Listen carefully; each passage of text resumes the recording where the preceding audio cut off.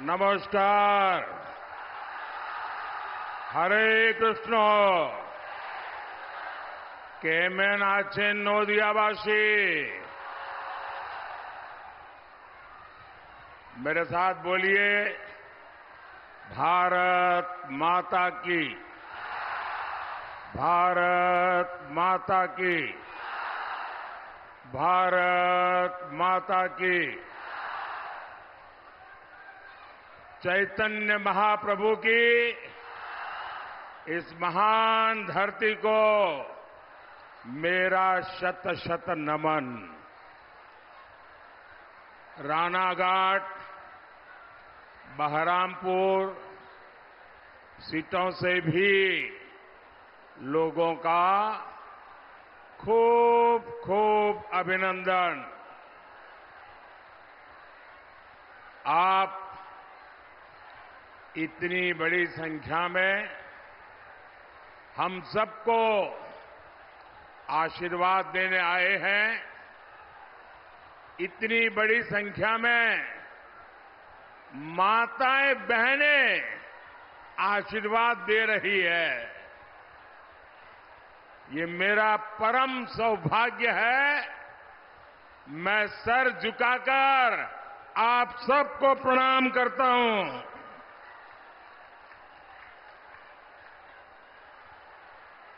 अभी मैं हेलीपैड से यहां आ रहा था।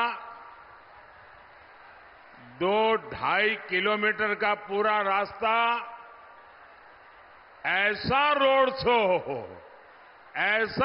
शो, जितने लोग यहां हैं उससे 4 गुना लोग वहां रोड पर ये प्यार, ये आशीर्वाद,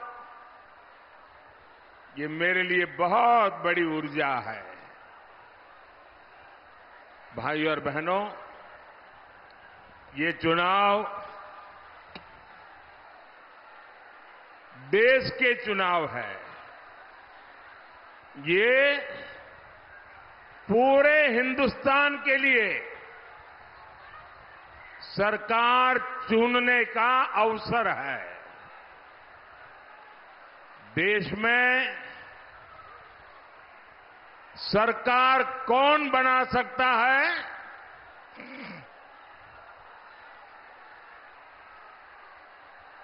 टीएमसी तो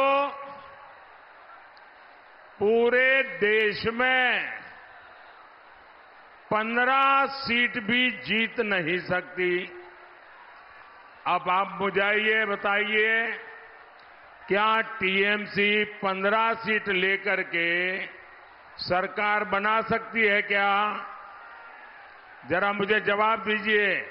15 सीट लेकर टीएमसी सरकार बना सकती है क्या? जोर से बताइए, बना सकती है क्या?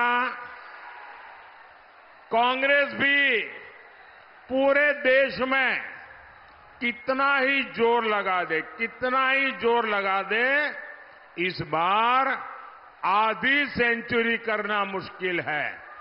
50 सीट पाने के लिए भी वो बहुत मुश्किल में है। अब मुझे बताइए, 50 सीट भी नहीं मिल रही है तो क्या वो सरकार बना सकते हैं क्या? ये वाम मोर्चा कभी यहां पर उसका सूरज ढलता नहीं था। आज कहीं लाल झंडा नजर नहीं आ रहा है, वो तो पस्त पड़ा हुआ है। क्या वो भी सरकार बना सकता है क्या?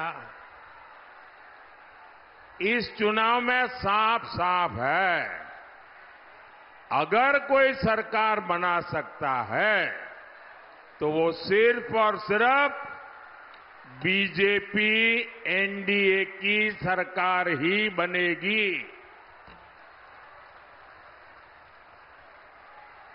मेरा आप सबसे प्रार्थना है, अब जगह बिल्कुल नहीं है, कृपा करके आप जहां हैं वहीं से सुन लीजिए।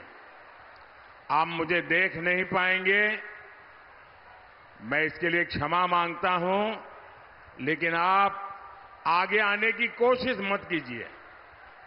बोलिए भारत माता की, भारत माता की। अभी तो बहस इतनी है कि भी एनडीए 400 पार होगा कि नहीं होगा। जो हमारे विरोधी कहते हैं 400 पार नहीं होगा, जो लोग मैदान में काम कर रहे हैं बोले कहते हैं बिल्कुल 400 पार करेगा। और इंडी वालों की लड़ाई बस इस बात पर है कि लोकसभा में विपक्ष में जो दल जीत करके आएंगे उनमें सबसे बड़ा दल कौन बने। ये लोग इसी के लिए लड़ रहे हैं। फिर मोदी को किस लिए इतने ज्यादा एमपी चाहिए? भाइयों बहनों, मोदी को ज्यादा एमपी इसलिए चाहिए ताकि वो हर संसदीय क्षेत्र को आगे बढ़ा सके। आज देश में कनेक्टिविटी, इंफ्रास्ट्रक्चर, गांव, गरीब, किसान, महिलाओं से जुड़े कितने काम हो रहे हैं। अगर आपके यहां बीजेपी एनडीए के सांसद होंगे तो और तेजी से विकास होगा। बीजेपी एनडीए के सांसद अपनी मेहनत से अपने क्षेत्र में 5-5, 10-10 हजार करोड़ रुपए के प्रोजेक्ट ले जाते हैं। आप बीजेपी सांसदों को देखा होगा, पिछले 5 साल उन्होंने इतनी मेहनत की है, अपने क्षेत्र का इतना विकास किया है। अगर यहां से भी आप बीजेपी के सांसद चुनते हैं तो विकास में ताकत लगाता है, और अगर विरोधी चुनते हैं तो हाउस में हो हल्ला करने में टाइम बिगाड़ता है। साथियों, मैं जानता हूं टीएमसी, कांग्रेस, लेफ्ट के इंडी अलायंस पर भरोसा आप लोग खो चुके हैं। आप चाहते हैं यहां टीएमसी के तोलाबाजों और महिलाओं पर जुल्म करने वालों को कड़ी सजा मिले। जिस टीएमसी ने गरीब का राशन तक नहीं छोड़ा, उससे उम्मीद ही क्या की जा सकती है। इसलिए गांव हो या शहर, हर कोई एक ही बात कर रहा है। फिर एक बार आप जरा बोलेंगे तो शायद मैं समझूंगा कि मेरा हिंदी आप समझ सकते हैं कि नहीं सकते हैं। फिर एक बार, फिर एक बार, फिर एक बार, आभार एक बार, आभार एक बार। मैं कृष्णानगर को, राणाघाट को, बहरामपुर को गारंटी देता हूं, जिन जिन को टीएमसी ने लूटा है उनका हिसाब किया जाएगा। इतना ही नहीं, जहां कानून के हिसाब से संभव हुआ वहां पीड़ितों को उनका पैसा लौटाया जाएगा। ये मोदी की गारंटी है। एटा मोदीर गारंटी। साथियों, मुझे यहां के मेरे साथी बता रहे थे कि पहले यहां कितनी फैक्ट्रियां हुआ करती थी। एक समय पूरा बंगाल इंडस्ट्री के मामले में कितना आगे था, लेकिन कांग्रेस, लेफ्ट और फिर टीएमसी ने सारे उद्योगों को बर्बाद कर दिया। लाल झंडे वाले ताले लगाते रहते थे। यहां तोलाबाजी हो, दंगे हो, वहां कौन आएगा, कौन निवेश करेगा? भाइयों और बहनों, टीएमसी, कांग्रेस, लेफ्ट का इंडी अलायंस सिर्फ एक ही काम जानता, और वो काम है अपीजमेंट, तुष्टीकरण, वोट बैंक की राजनीति। आप जानते हैं कि कांग्रेस ने देश का विभाजन धर्म के आधार पर किया। इसमें उन हिंदुओं, सिखों, बौद्ध, जैन, पारसी, ईसाई, इन सबका क्या दोष था जो बॉर्डर के उस पार रह गए? ऐसे साथियों का ध्यान रखने की गारंटी देश के विभाजन के समय दी गई थी, लेकिन आजादी के बाद इस बात को भुला दिया गया। मैं यहां भी जब मातुआ समुदाय के लोगों से मिलता हूं तो हमारे मतुआ के समाज के लोग उनकी पीड़ा मुझे बताते हैं। वो मुझे सुन करके बड़ा दर्द होता है। ऐसे हर व्यक्ति की पीड़ा दूर करने के लिए ही हमारी सरकार ने मतुआ समाज जैसे सभी बंधुओं को न्याय देने के लिए सीएए लाने का साहस किया। लेकिन टीएमसी इसका सबसे ज्यादा विरोध कर रही है। लोगों को उम्मीद थी कि टीएमसी इसका सबसे ज्यादा समर्थन करेगी, लेकिन टीएमसी के लिए वोट बैंक की राजनीति सर्वोपरि है। और अब तो इन लोगों ने हद ही कर दी है। ये लोगों के बीच सीएए के बारे में दुष्प्रचार भी कर रहे हैं। टीएमसी को किसी पीड़ित हिंदू को अधिकार मिलने से एलर्जी है, लेकिन टीएमसी को ये पता होना चाहिए कि वो सीएए को लागू होने से रोक नहीं सकती। और मैं सीएए के माध्यम से भारत की नागरिकता मांग रहे हर व्यक्ति को आज विश्वास दिलाता हूं, उन्हें उनका हक मिलकर रहेगा। उन्हें हर सरकारी योजना का लाभ मिल करके रहेगा, और ये मोदी की गारंटी है। साथियों, पश्चिम बंगाल का इतिहास देश को दिशा देने वाला रहा। यहां राजा कृष्णचंद्र जी ने, उनका सुशासन, उनकी भारत भक्ति की विरासत है, जिन्होंने हमारी आस्था, हमारी संस्कृति को बचाने के लिए काम किया। यहां के विकास के लिए अपना बहुत कुछ दान कर दिया। लेकिन टीएमसी वाले ऐसी विरासत को ही बदनाम करने में जुटे हैं। आज देखिए, देश के इतिहास में शायद ही ऐसी कोई सरकार रही जिसको आए दिन कोर्ट को याद दिलाना पड़ता है कि उसकी ड्यूटी क्या है।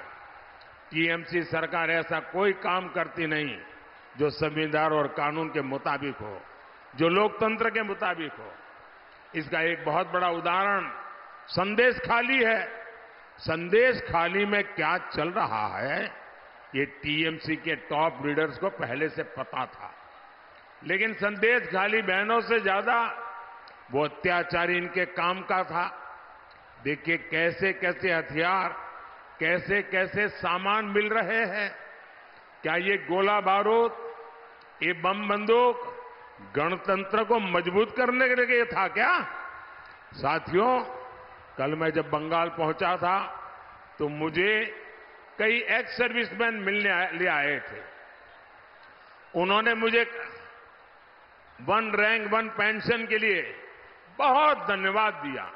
वो इतने भाव विभोर थे कि हमारा 40 साल पुराना वन रैंक वन पेंशन का मामला आपने सुलझा दिया, और लाखों करोड़ रुपया ये हमारे एक्स सर्विसमैन को हमने पहुंचाए। जिन लोगों ने राष्ट्र की सेवा के लिए अपने पूरे जीवन काम किया, आज बंगाल में उनका शोषण हो रहा है। इन लोगों ने कल मुझसे इस बारे में विस्तार से बात की है। आज मैं इस मंच से हमारे एक्स सर्विसमैन, जिनको बंगाल की धरती पर टीएमसी सरकार लगातार अन्याय करती है, मैं उनको विश्वास दिलाता हूं कि बंगाल की भारतीय जनता पार्टी आपके साथ खड़ी रहेगी, और आपकी मुसीबतों को दूर करने के लिए मेरे तीसरे टर्म में भारत सरकार हर कानूनी काम में आपकी मदद करेगी। ये मैं सभी एक्स सर्विसमैन को विश्वास दिलाता हूं।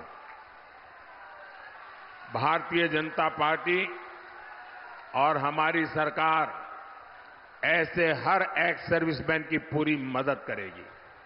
भाइयों और बहनों, मोदी गरीब, दलित, आदिवासी और महिलाओं को सशक्त करने में जुटा है। मोदी आज आपको पक्का घर दे रहा है। मोदी ने आपको मुफ्त राशन दिया है, नल से जल की सुविधा दी है।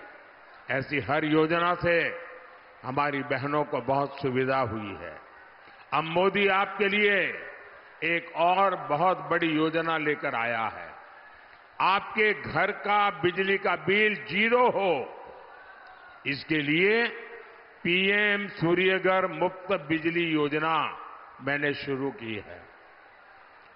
आपको सरकार आपके घर के छत पर सोलर पैनल देने के लिए मदद देगी और अगर जरूरत से ज्यादा बिजली पैदा हुई तो आप उसको बेच सकेंगे, सरकार उसको खरीद लेगी। साथियों, यहां बहुत बड़ी संख्या में सेल्फ हेल्प ग्रुप से जुड़ी बहनें भी हैं। मोदी सरकार के 10 साल में पूरे देश में 10 करोड़ महिलाएं सेल्फ हेल्प ग्रुप से जुड़ी है। ये देश में बहुत बड़ी क्रांति हुई है। मोदी ने इन 10 करोड़ महिलाओं को बिना बैंक गारंटी 8.5 लाख करोड़ रुपए, ये बहनों को 8.5 लाख करोड़ रुपए, उससे भी ज्यादा रुपयों की मदद की है। मोदी जब भारत में बने सामानों पर जोर देता है तो उसका लाभ भी सेल्फ हेल्प ग्रुप की महिलाओं को होता है। इसी वजह से आज सेल्फ हेल्प ग्रुप की 1 करोड़ से अधिक बहनें लखपति दीदी बन गई है। 1 करोड़ लखपति दीदी बहुत बड़ा आंकड़ा है, लेकिन मोदी आराम से बैठने वाला नहीं है। अब मेरा लक्ष्य है, मेरा टारगेट है, आने वाले टर्म में 3 करोड़ लखपति दीदी बनाना है। साथियों, मोदी के इन प्रयासों के बीच देश टीएमसी सरकार की क्रूरता भी देख रहा है। मोदी ने देश के हर परिवार के हर बुजुर्ग को मुफ्त इलाज देने की गारंटी दी।